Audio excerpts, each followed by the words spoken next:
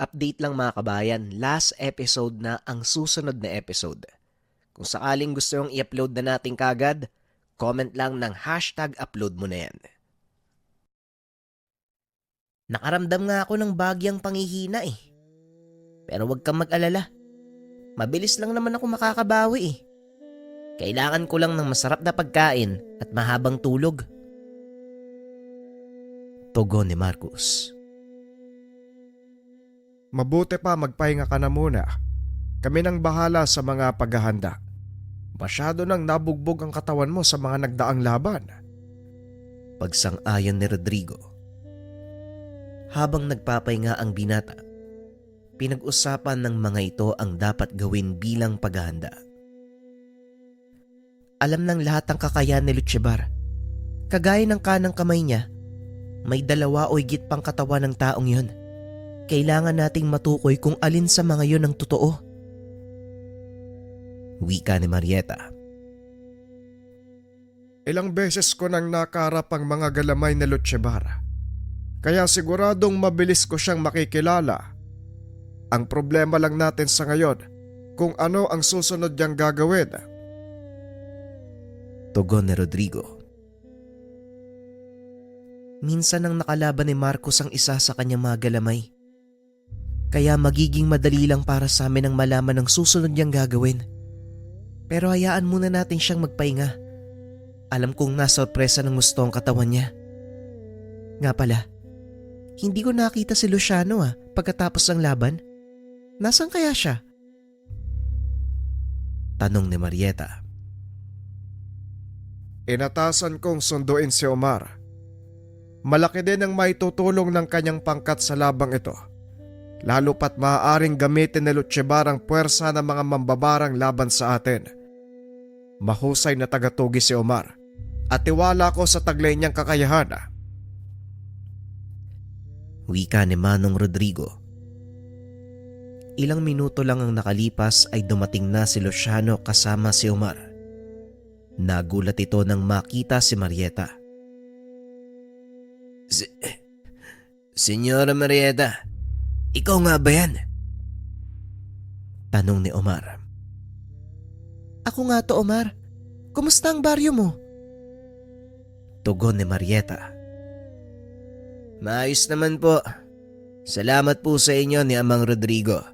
Kahit papano, unti-unti kaming nakakabangon. Wika ni Omar. Mabuti naman kung ganon. Masaya ako't nagawa niyong bumangon sa kabila ng pagsubok na napagdaanan. Nangangahulugan lang na talagang matibay kayong mga manunugis. Wika ni Marieta. Opo, senyora. Sa muli po, maraming salamat. Pag-uusap ng dalawa. Ibinaling naman ni Marieta ang atensyon kay Luciano. Kinausap ito ng sarilinan. Ikinagagala ko pong makita kayo. Maligayang pagbabalik, Senyora Marieta. Wika ni Luciano. Ganon din ako, Luciano. Tignan mo ang sarili mo. Nung huli tayong magkita, parang uhuging ka pa ata. Ngayon napakakisig mo na at hindi may tatanggi na talagang malaki ang inunlad mo. Tugon ni Marieta. Dahil ito sa pagtuturo ni Manong Rodrigo, pinaglinang ko lang po ang mga kakayahang iniwan niya sa akin. Dahil alam kong balang araw, magagamit ko rin ito. Tugon ni Luciano. At dahil dyan kaya kita kinausap. Ikaw ang palaging kasama ni Marcos at higit na nakakaalam ng kanyang lakas at kahinaan. Sabihin mo sa akin, may dapat ba akong ipag-alala? Tanong ni Marieta. Hindi naman nagdalawang isip na magsalaysay si Luciano. Wala po kayong dapat alalahanin pagdating sa pakikipaglaban. Halos napapantayan na ni Marcos ang lakas ng kanyang ama. Ngunit ang kinakatakot ko, ang napakaiksing pasensya ni Marcos.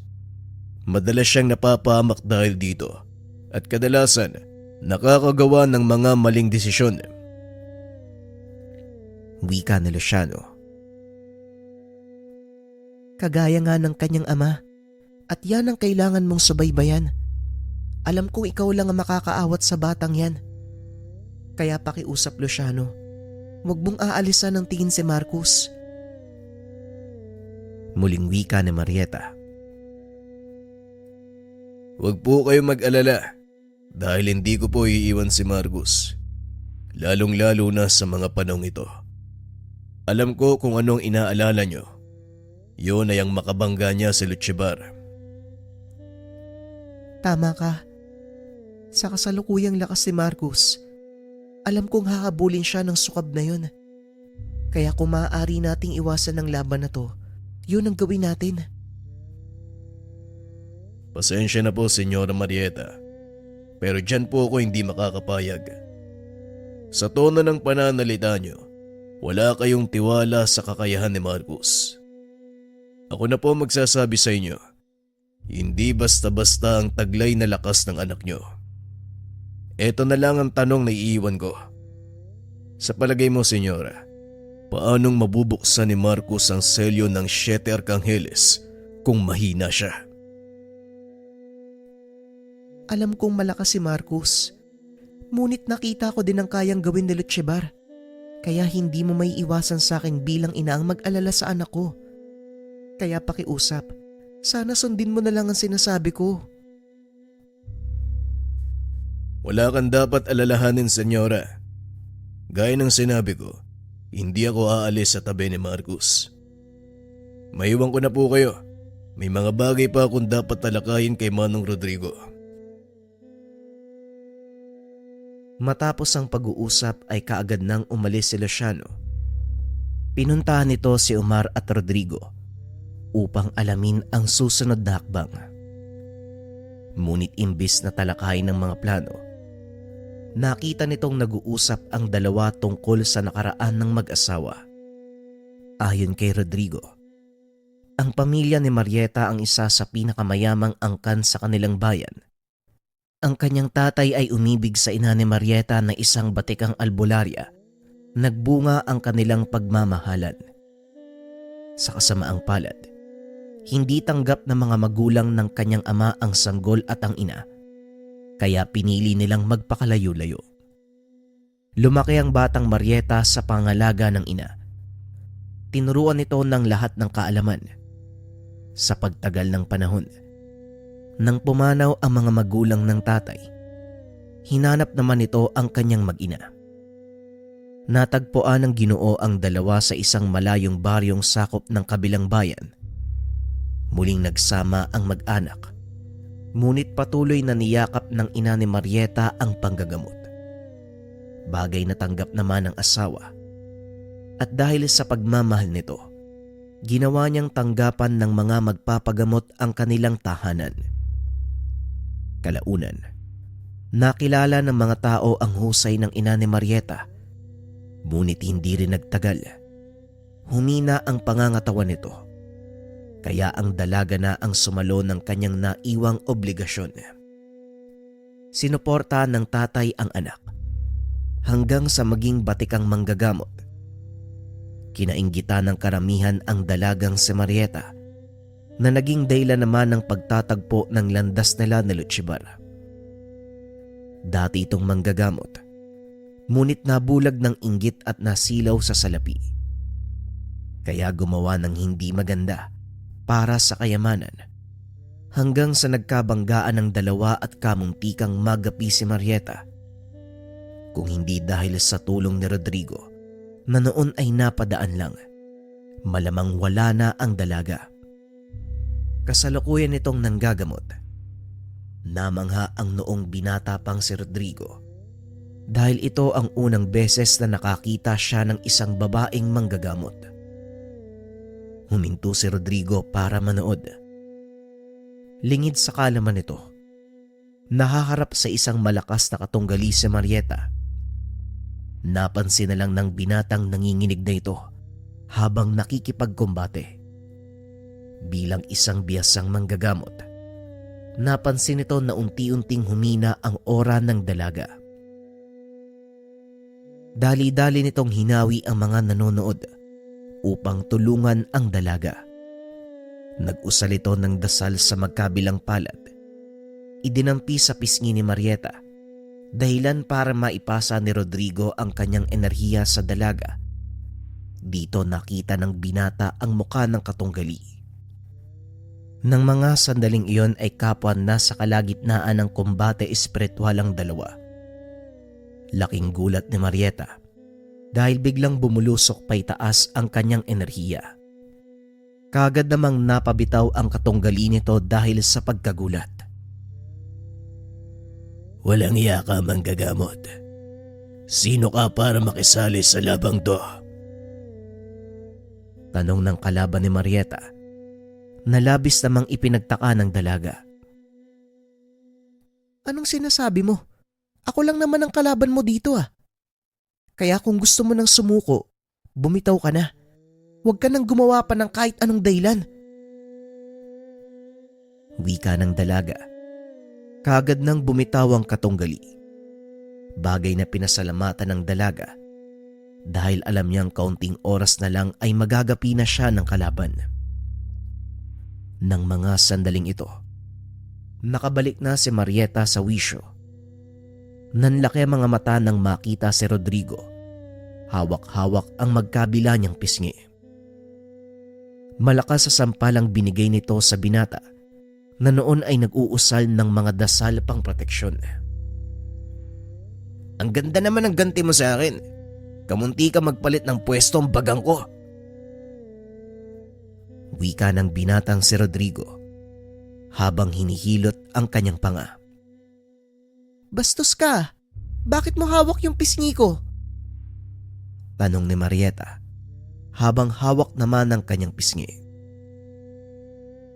Kamuntikan ka nang mamatay kanina, kaya ginawa ko lang ang nararapat. Kung sa tingin mo masama ang ginawa ko, pasensya na. Hindi ko sinasadyang makialam. Sige, magpapaalam na ako. Tugon ni Rodrigo.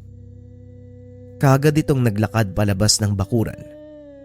Ngunit bago pa man ito tuluyang makalayo, muli siyang tinawag ng dalaga. Sandali lang. Pwede ko bang malaman ang pangalan mo?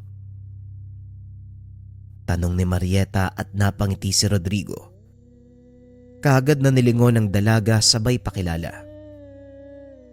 Ito na ang naging simula ng kanilang kwento.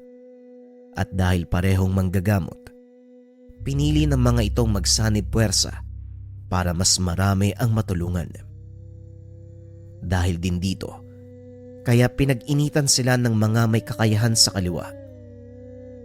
Isa na nga dito ay si Lutchebar. Makailang beses na nilang nahuli, ngunit masyado itong madulas at kaagad na nakakatakas. Marami na ding mga mambabarang at mangkukulam ang napatay ng mga ito, dahilan para katakutan sila ng mga kaaway. Mas lalo pang lumakas ang kanilang tambalan nang tinanggap ng dalawa ang basbas ng Batikano bilang opisyal na eksorsista ng simbahan.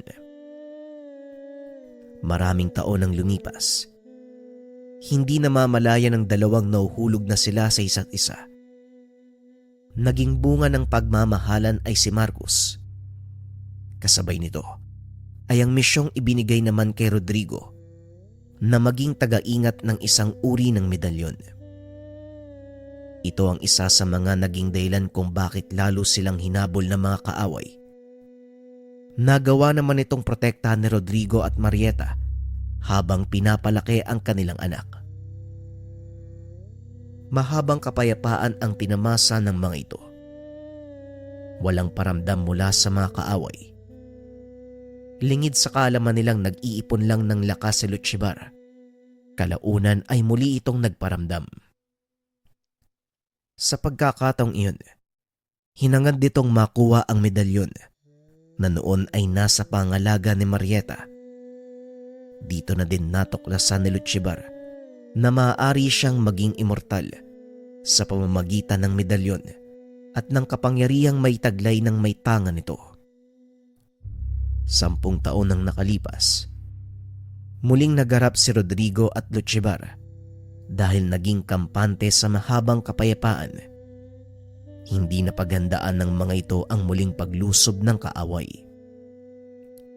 Kamuntikang magapi si Rodrigo ng mga sandaling iyon dahil isinaalang-alang nito ang kaligtasan ng kanyang anak na noon 10 taong gulang na. Tandang-tanda ni Luciano ang pangyayari dahil siya ang tumulong kay Rodrigo upang maialis sa lugar si Marcos. Balik tayo sa kasalukuyan. Napagtanto ni Omar na hindi biro ang nangyari sa mag-asawa na kailangan magsakripisyo ng mga ito para sa ikabubuti ng lahat. Ngayon ko lang lubos na naunawaan kung bakit gano'n na lang ang pagprotekta nyo kay Senyora.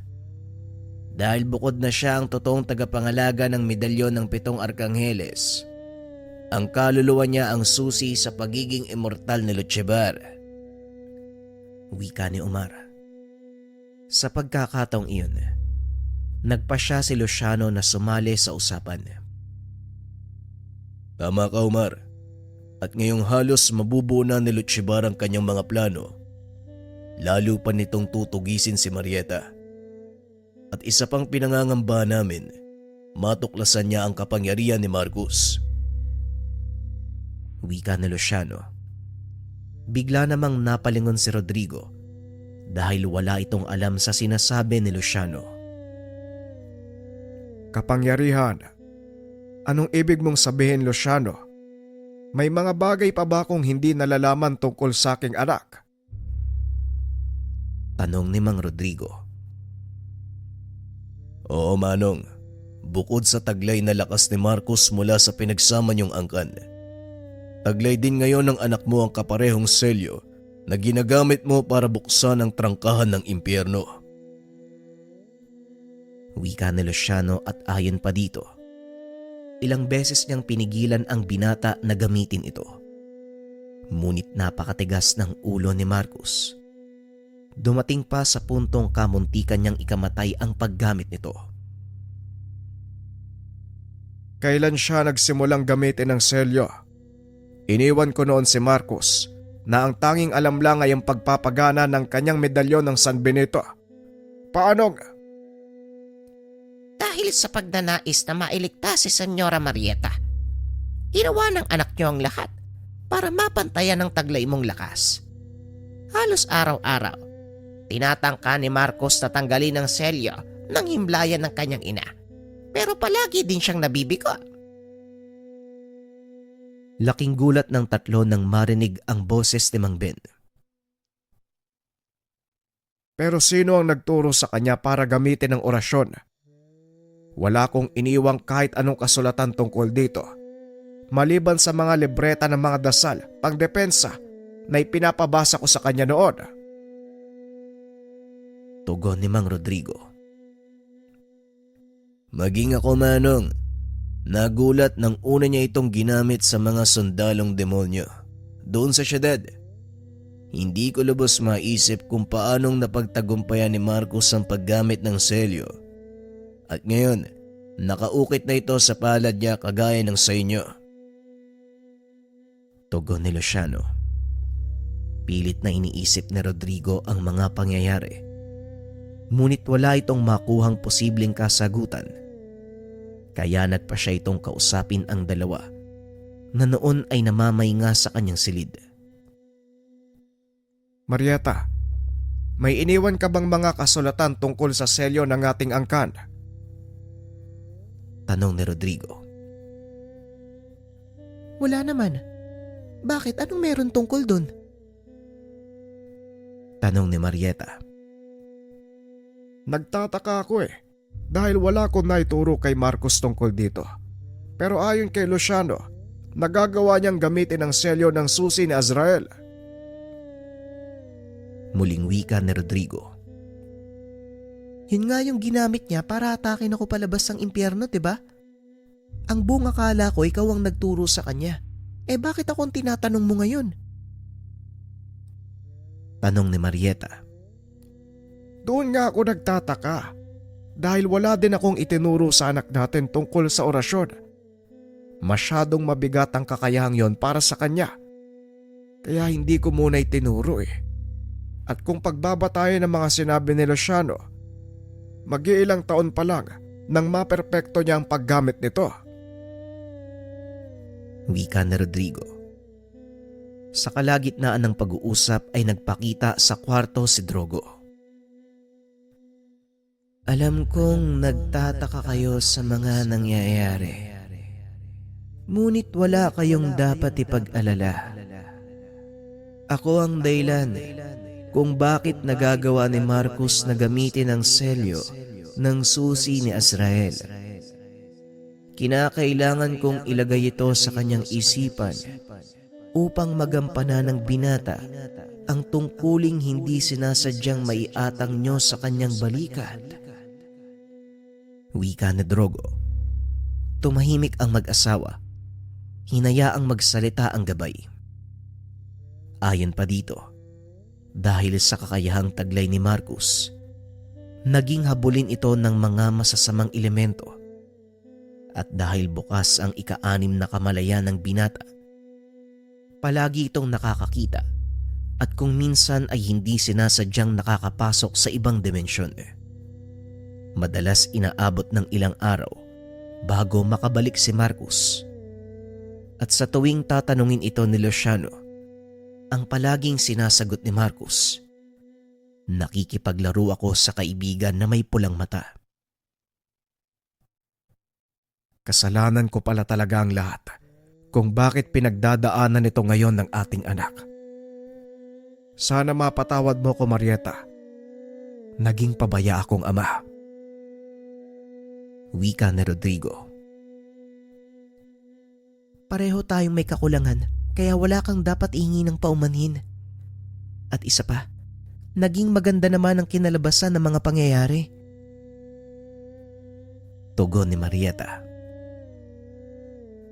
Walang dapat sisihin sa inyo dahil ito ang kapalaran ng inyong anak. Mangyayari at mangyayari ito sa ayaw at sa gusto nyo.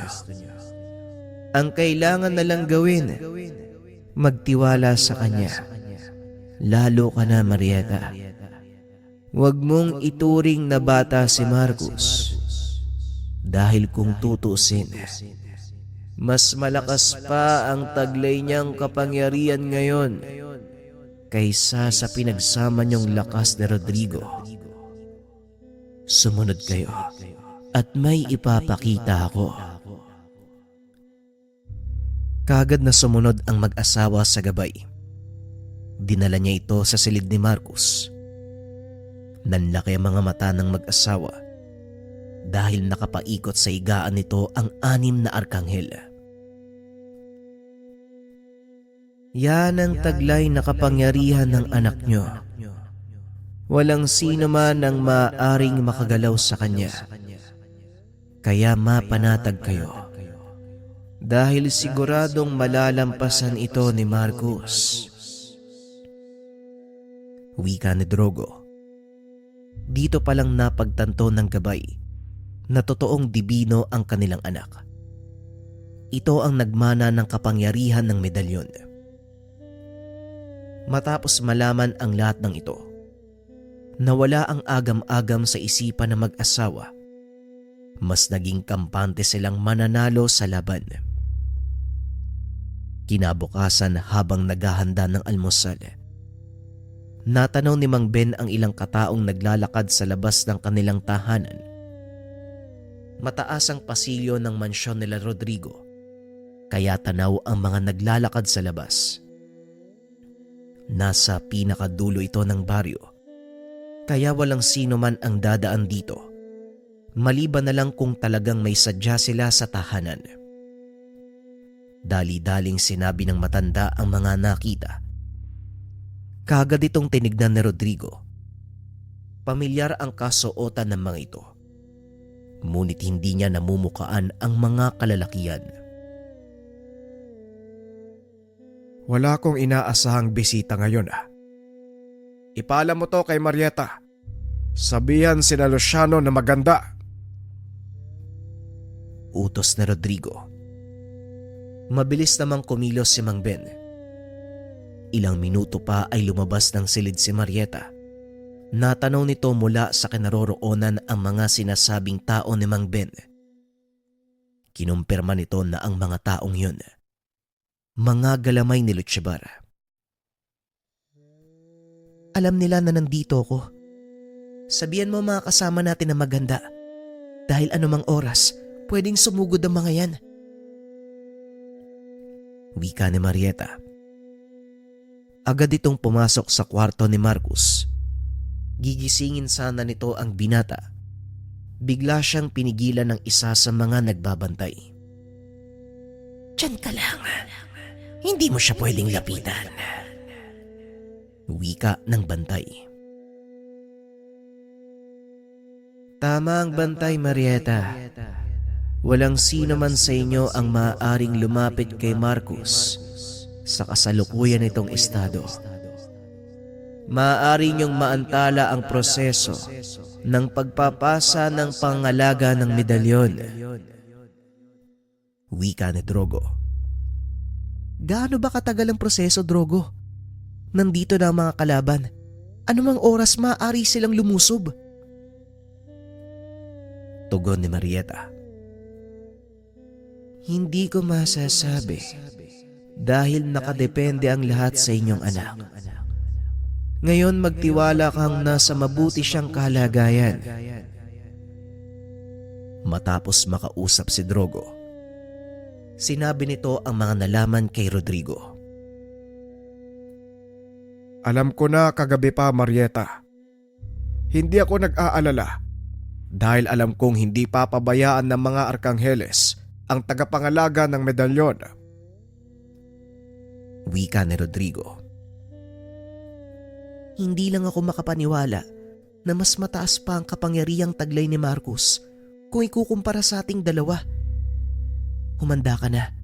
Nararamdaman kong sasalakay na sila. Matapos magsalita ni Marieta, dumating ang isa sa mga kasama ni Umar. Sinabi nitong sinasalakay ang kanilang baryo. Eto na nga ba? Alam kong uunahin nila ako. Manong, maiwan ko muna kayo. Kailangan kong puntahan ang aking mga kababaryo. Wika ni Umar. Hindi, Umar. Sabay tayong pupunta doon. Si Luciano nang bahalang magtanggol sa mansyon. Tugon ni Rodrigo. Hindi na nagaksaya ng oras ang mga ito. Mabilis silang pinuntahan ng baryo nila Umar. Nakitang nakikipaglaban ang mga kasama nito sa mga alagad ni Lutsebar. Kagad nakisali sa laban sina Rodrigo. Ngunit ang ipinagtataka ng mga ito, kagad nagsipagpulasan ang mga kalaban nang makita silang dumating sa lugar. Anak nang, anong nangyayari? Bakit sila nag-alisan? Tanong ni Rodrigo. May naaamoy akong hindi maganda, Manong. Tugon ni Umar. Napangiti na lang si Rodrigo dahil alam nito ang ibig sabihin ng kasama. Balak nilang salakay ng mansyon. Talagang si Marieta ang kanilang pakay, ha? Malaking pagkakamali ang ginawa nilang plano. Hayaan mo sila, Umar. Hindi tayo papasok sa mansyon. Makiramdam muna tayo sa mga nangyayari. Wika ni Rodrigo. Mabilis sa bumalik ang dalawa. Nanatili sila sa labas ng bakuran. Protektado ng mga orasyon ang paligid ng bahay, kaya hindi basta-bastang makakapasok ang sino mang may masamang tangka. Nasipat ni Umar ang mga tauhan ni Lutsebar. Nagulat ito dahil napakarami nila. Walang kaalam-alam ang mga ito na may nag-aantay sa kanilang sorpresa. Sa oras na pumasok sila sa mansyon, makikita nila ang totoong lakas ng asawa ko. Hindi ko lubos maisip kung ano ang mangyayari sa mga yan.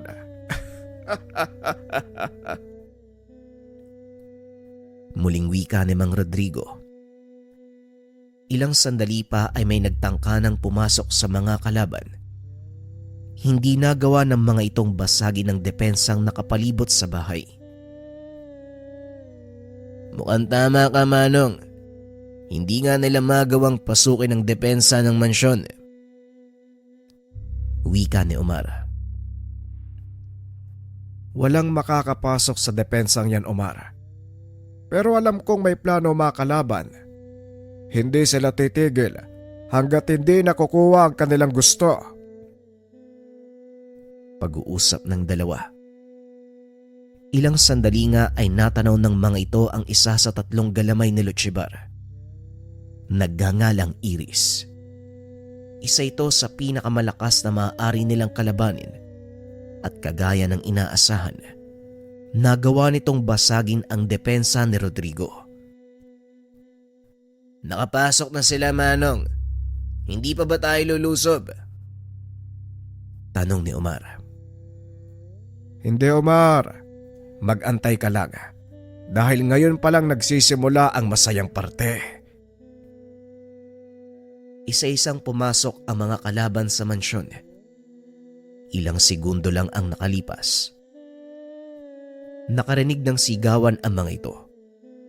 Isa-isang tumilapon palabas ng tahanan ang mga tauhan ni Lutchibar. Kitang-kita ni Rodrigo ang pagkagulat sa mukha ni Iris dahil wala itong kaalam-alam sa kung ano ang kanilang kahihinatnan. Kawawang mga nilalang. Ngayon tignan nyo kung ano pa ang mangyayari. Muling wika na Rodrigo habang patuloy na pinapanood ang pagtilapon palabas ng mansyon ng mga kalaban. Ilang segundo pa, natanaw ng mga ito si Marieta, naglalakad palabas ng mansyon. Dito na tumahimik ang lahat, lalo pa nang makarap nito si Iris. Sinong nagbigay sa inyo ng karapatan na pumasok sa pamamahay ko? Tanong ni Marieta. May hawak itong 2 baston sa magkabilang kamay, nakatayo sa mismong pintuan ng bahay. Ikaw pala ang sinasabi ni Supremo. Hindi nga siya nagkamali. Napakaganda mo nga at napakalakas. Karapat-dapat lang na maging pagkain ka ng kanyang alaga. Tugon ni Iris. Ngunit bigla itong tumilapon nang kinumpas ni Marieta ang hawak na baston. Umalis na kayo hanggat kaya ko pang magtimpi. Dahil sa oras na maubos ang pasensya ko, uuwi kayo ng mga tauhan mo na bitbit ang mga ulo. Wika ni Marieta. At sa mismong harap ni Iris, naging matatalas na itak ang hawak na baston ng ginang. Hindi mo lang sa 7 arkangel ang hawak mong sandata, kung hindi ang makapangyarihang tabak ng atardar. Ikaw pa lang ang pangalawang tao na nakita kong nagawa itong pisikal na sandata. Tugon ni Iris. Alam ni Marieta na hindi niya magagawang paalisin ang mga ito. Kaya pinili na lang ng ginang na sagupain ang dumating na kalaban. Mabilis na tumakbo si Marieta papunta sa kinaroroonan ni Iris. Pinagtataga ito. Mabilis naman itong naiwasan ng katunggali dahil sa isang maling kilos lang, masugatan siya kahit maliit. Maaari niya itong ikamatay. Lason ang tabak ng atardar sa mga taong may kaugnayan sa demonyo. Sa kabilang banda, namangha naman ng husto sina Omar sa ipinapakitang galing ni Marieta. Hindi nito lubos akalain sa kabila ng pagiging mainhin ng ginang, nakatago pala ang isang mabangis na mandirigma. Pambira. Ngayon ko lang nakitang nagkaganyan si Senyora. Matanong ko lang, Manong, hinahabol ka rin ba ng itak ni Senyora noon? Tanong ni Omar. Higit pa sa itak, Omar. Ay nako, maniwala ka sa akin. Kung ano yung nakikita mo ngayon, Wala pa yan sa kalengkengan ng naging karanasan ko, no? Tugon ni Rodrigo. Bagya namang natawa si Omar sa sinabi nito. Hindi ko lubos maisip kung ano ang pakiramdam na kasama si Senyora sa isang bubong. Wika ni Omar. Ay nako, wag mo nang pangarapin pa. Dahil paniguradong hindi mo na naisin na makasama ang kagaya ng senyora mo. Pag-uusap ng dalawa habang kampanting nanonood sa laban ni Marieta. Patuloy nitong inaatake si Iris na noon ay puro iwas lang ang ginagawa. Anong problema? Bakit hindi ka lumalaban? Tanong ni Marieta. May utos sa akin na huwag sugatan ng makinis mong balat. Kaya hindi ko alam kung paano kitang dadalin kay Supremo nang hindi nagagalusan. Malaking problema to. Bakit kasi hindi ka nalang makisama? Tugon ni Iris.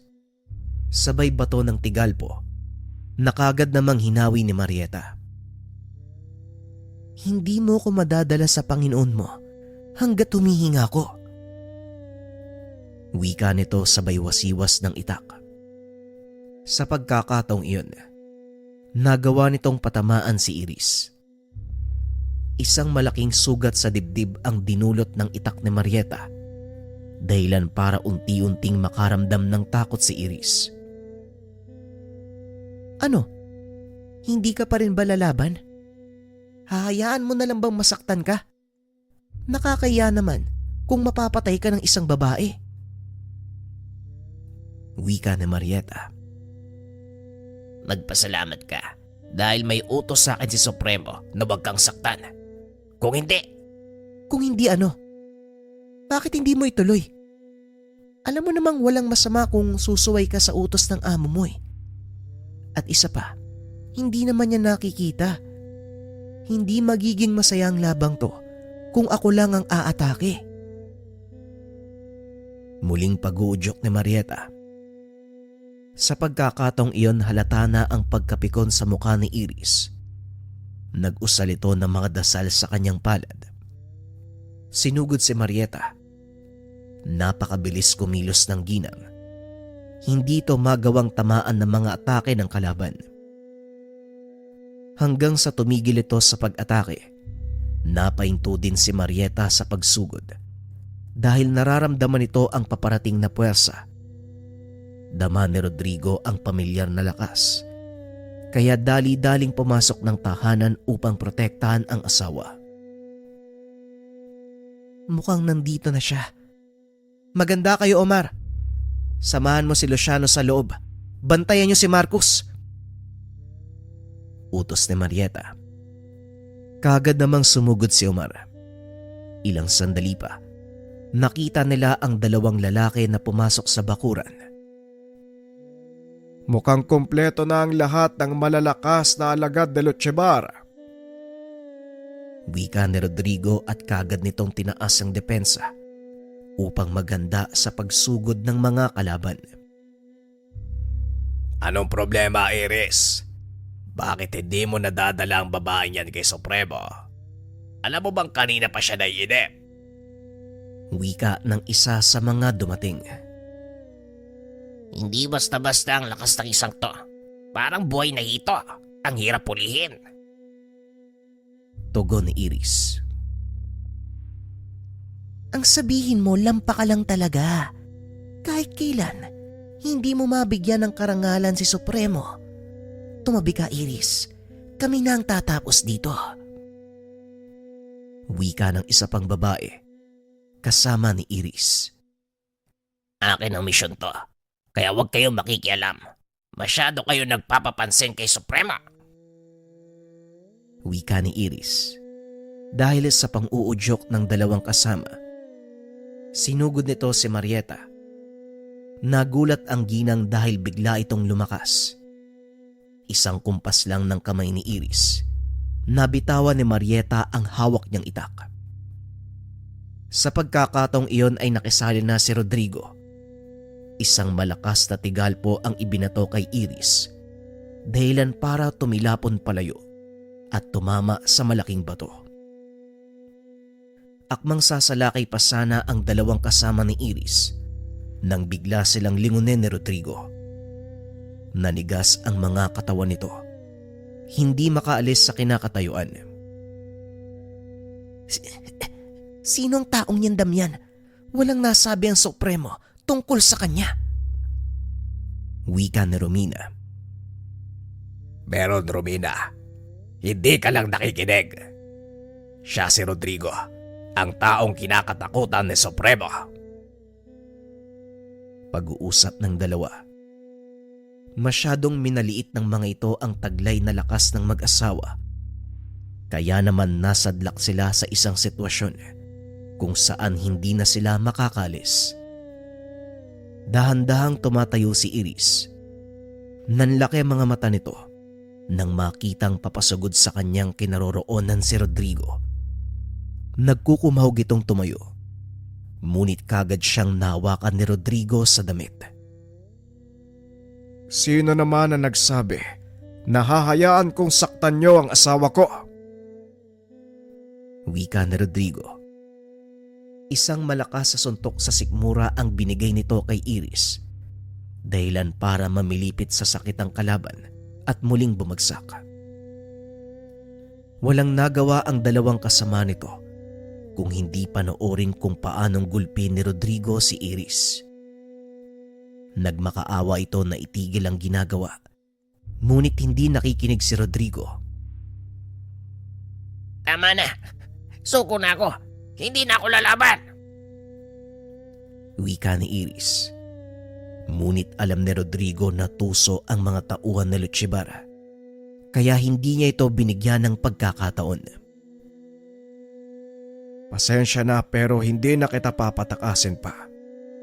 At kayong dalawa, gusto nyo din bang sapitin ang nangyari sa kasama nyo?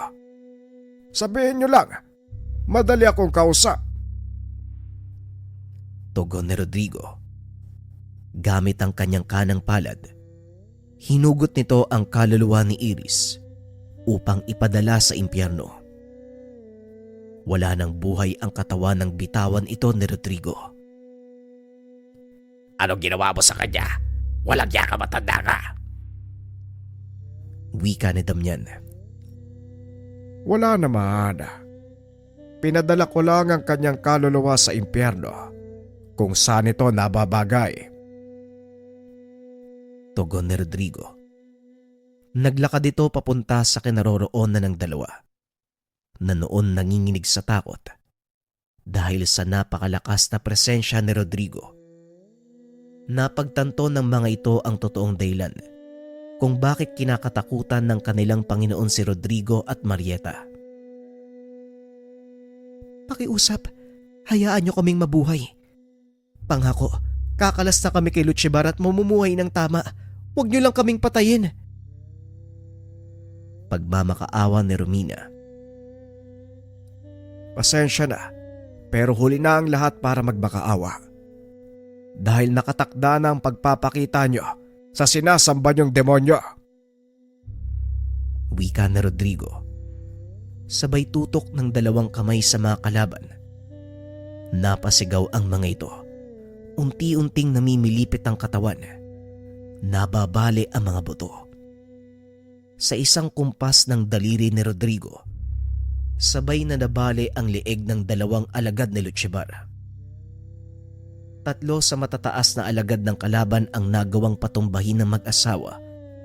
Sa loob ng isang araw, hindi makapaniwala si Omar sa nasaksihan. Ngayon alam ko na kung bakit kinakatakutan ng dalawang yan. Tara na, bumaba na tayo doon para magligpit ng kalat. Wika ni Omar. Natatawa naman si Luciano sa naging reaksyon nito. Anong nangyari sa'yo, Manong Omar? Huwag kang mag-alala. Hindi ka naman kakainin ng mag-asawa, kaya kumalma ka lang. Tugon ni Luciano. Kagad sinunog ng mga ito ang bangkay ng 3 alagad ni Luchibar Samantalang ang natitirang mga kasama nito, kaagad nang nagsipulasan. Kumusta naman ang lagay ni Marcos? Tanong ni Rodrigo kay Luciano. Natutulog pa rin ang anak nyo, pero nasa maayos na siyang kalagayan, Manong. Tugon ni Luciano. Ay salamat naman kung ganon. Hindi tayo maaaring magpakampante. Lalo pa ngayon na nagawa na nating ubusin ang mga matataas na galabay ni Lutchebar. Paniguradong lalong manggagalaiti ang isang yon. Wika ni Rodrigo. Tama po kayo, Manong. At siguradong maraming madadamay. Kaya kailangan nating paggandaan ang pagsalakay ng taong yun. Matapos ang pag-uusap, pinuntahan ni Rodrigo ang natutulog pa ring si Marcos. Napakapayapa ng mukha nito na tila kampanteng-kampante. Sandaling panahon na lang, anak. Makakamtan mo na din ang kapayapaang inaasa mo. Wika ni Rodrigo. Sa kabila ng pagsunod ng binata sa yapak nito, alam ni Rodrigo na ayaw ni Marcos ng anumang karahasan. Isa ito sa mga dahilan kung bakit nakikipaglaban ang binata para matapos na ang mga kaguluhan at tuluyang maging payapa ang mundo. Nanatili sa silid si Rodrigo habang pinagmamasdang natutulog ang anak.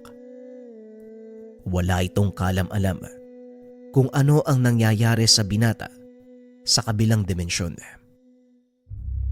Nakatayo si Marcos sa isang malawak na kagubatan.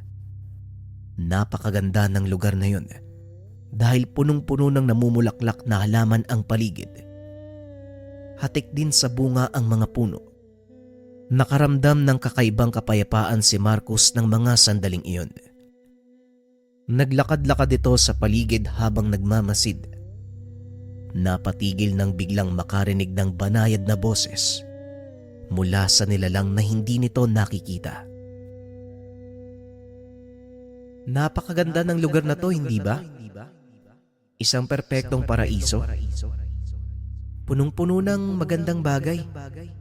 Ginawa ang lugar na to para sa pinakamamahal na nilalang ng Ama. Ngunit dahil din sa kanila kung bakit tinago ang lugar na to. Wika ng tinig. Nagpalinga-linga si Marcos habang hinahanap kung sino ang nagsalita. Sino ka? Maaari ka bang magpakita? Tanong ni Marcos.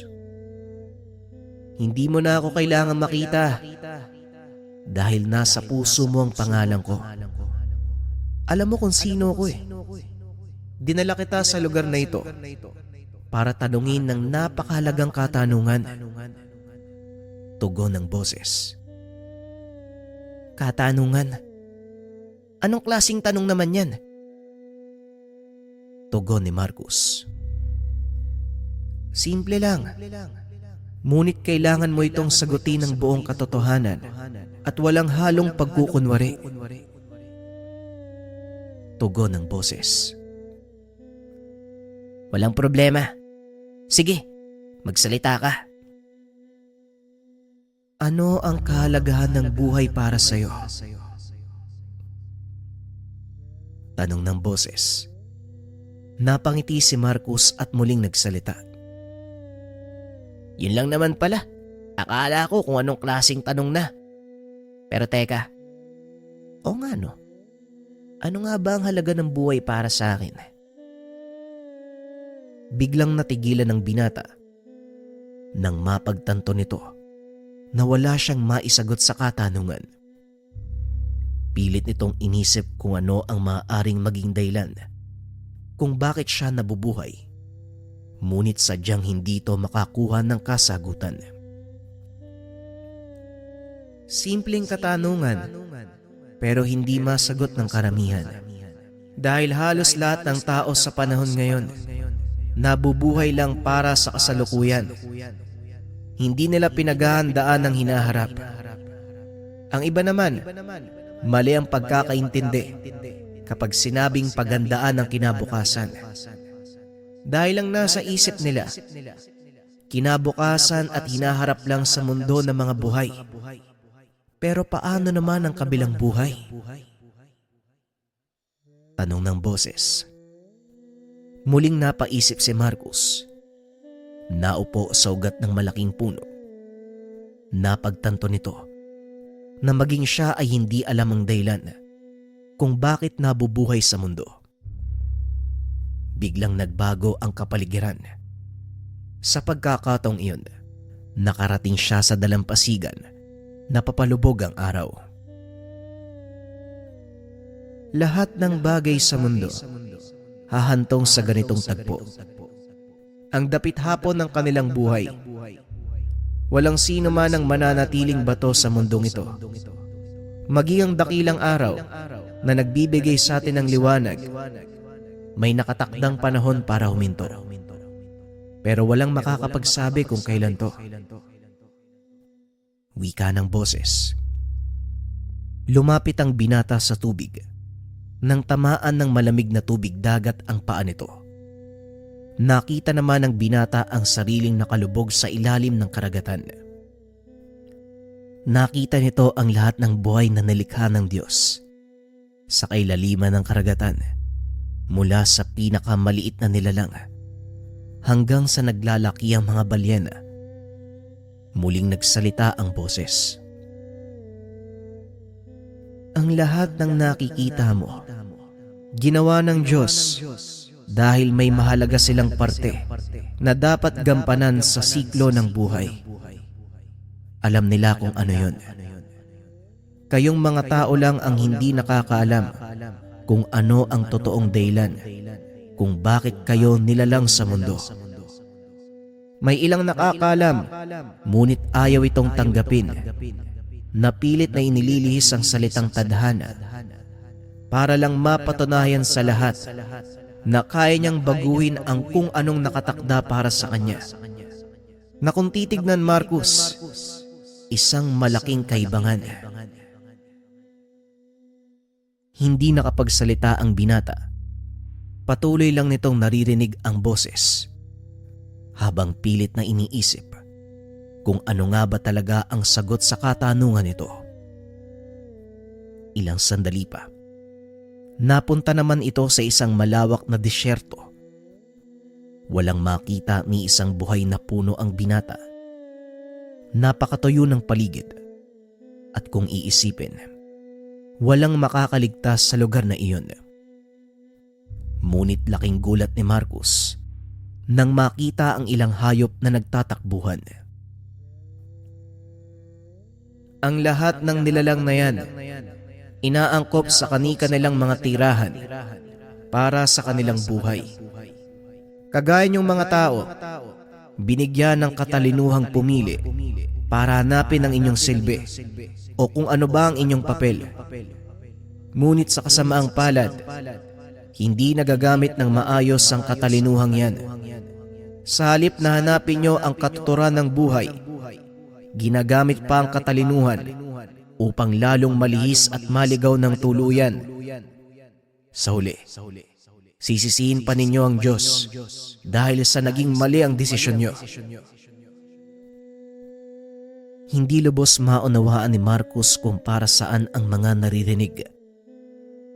Natatawa na lang sa sarili dahil nakakarinig siya ng lentaya mula sa hindi nakikitang nilalang. Sandali lang po ah. Bakit pala ako nakakarinig ng mga sermon mula sa inyo? Tanong ni Marcos. Dahil kailangan mong magising sa katotohanan.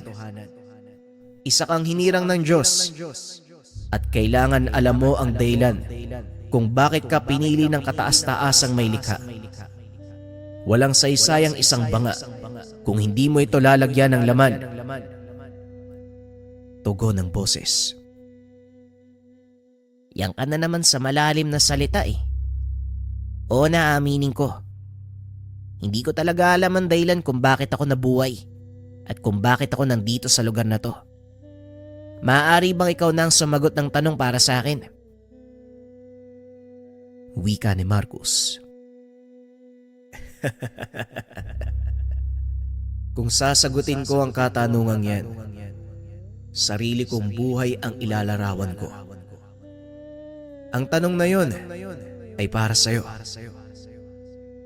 Wika ng boses. Kagad itong nawala. Muli namang nagbalik si Marcos sa loob ng kakawyan. Naupo ito sa ugat ng puno. Pilit pa ring iniisip ang isasagot sa tanong. Hanggang sa maalala nito ang lahat ng naging karanasan simula pagkabata. Hanggang sa sinanay ito sa larangan ng panggagamot. Maging ang masasama at mabubuting bagay na ginawa ng binata, bumalik sa kanyang isipan. Dito unti-unti niyang napapagtanto ang sagot sa tanong ng boses. Alam ko na kung anong sagot sa tanong mo. Nabubuhay ako sa mundo upang magsilbing kaligayahan ng aking mga magulang. Ibinigay ng may likha ang aking kakayahan para makatulong sa iba. May lakas akong nagmula sa kanya para gamitin sa pagtatanggol ng aking mga mahal sa buhay at sa lahat ng bagay na mahalaga sa aking tagapaglikha. Ito ang aking silbi. Ito ang dahilan kung bakit ako nabubuhay. Wika ni Marcos. Matapos magsalita, nabalot ng matinding liwanag ang binata. Wala itong makitang kahit ano. Muli nitong narinig ang boses. Sa pagkakataong iyon, isang figura ng malaking tao ang lumitaw sa kanyang harapan. Hindi nito maaninag ang muka dahil sa nakakasilaw na liwanag na nagmumula sa puti nitong kasuotan. Mahusay. Ngayong alam mo na ang dahilan kung bakit ka nabuhay. Gamitin mo ang lahat ng meron ka ngayon upang pakaingatan ito. Nagtagumpay ka, binata. Maaari ka nang makabalik sa katawang lupa mo at gampanan ang iyong tungkulin. Tugon ng boses. Hindi na nakapagtanong pa si Marcos dahil bigla siyang bumulusok paibaba. Napasigaw ito. Biglang bumangon sa kinahigaan na siyang ikinagulat ng ama. Pambihira kang bata ka. Kamunti ka na akong takasan ng kaluluwa ko. Ano bang nangyari? Bakit ka sumisigaw? Tanong ni Rodrigo. Wala naman po, tay. Nanaginip lang po ako. Teka, nasan si nanay? Anong oras na ba? Tugon ni Marcos. 7:00 na ng gabi. Wika ni Rodrigo. Dali-daling tumayo ang binata para dumungaw sa bintana. Nakita nitong madilim na.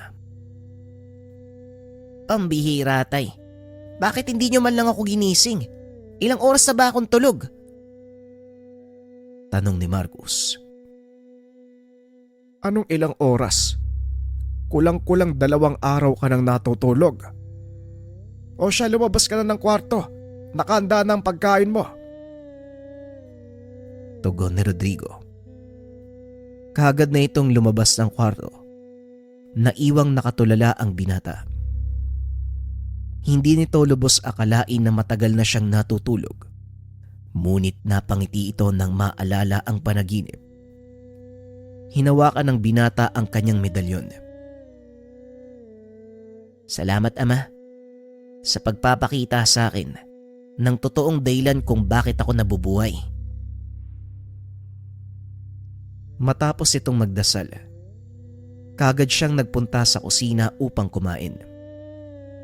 Nanlaki ang mga mata ng binata dahil sari-saring putahe ang nakahain sa hapag. Anak nang, para akong bibitayin sa dami ng pagkain natin. Anong meron, Nay?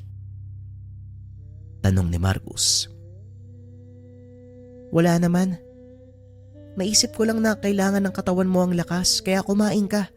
Para sa iyong lahat ng yan. Tugon ni Marieta. At habang kumakain ng binata, pinag-uusapan ng mga ito ang nangyari habang natutulog siya. Seryoso ka, Nay? Natalo niyo yung 3 alagad ni Lotsebar? Hindi pa rin pala talaga kayo kumukupas. Wika ni Marcos. Ganon din ang iyong ama. Mahusay pa rin siya makipaglaban. Maiba ko.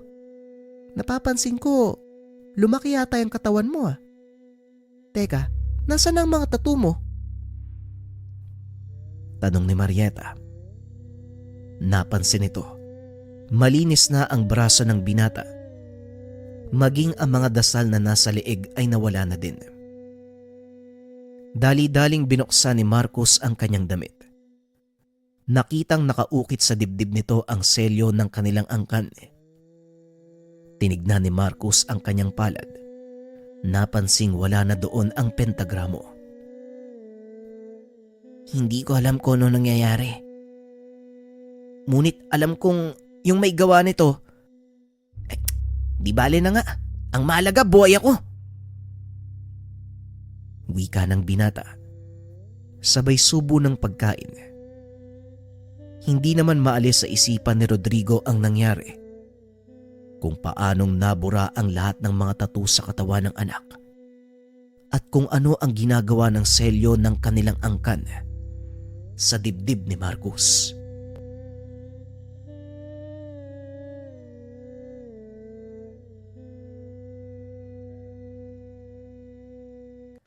Usog, bati, sumpa, kulam at barang. Hindi na kailangan problemahin itong mga bagay na to kung meron kang karagdagang proteksyon. Marahuyo bracelet. Gawa sa kahoy ng sinukuan, binasbasan, nilagyan ng pondo ng may mga kaalaman sa lihim na karunungan upang makontra, rebuelta o ibalik ang mga masamang tangka sa atin. Meron din tong kasamang orasyon kung gustong mas alagaan ang gamit. Pero buhay na ang gamit na ito at meron ng bisa. Sosotin na lang. Link sa comment section.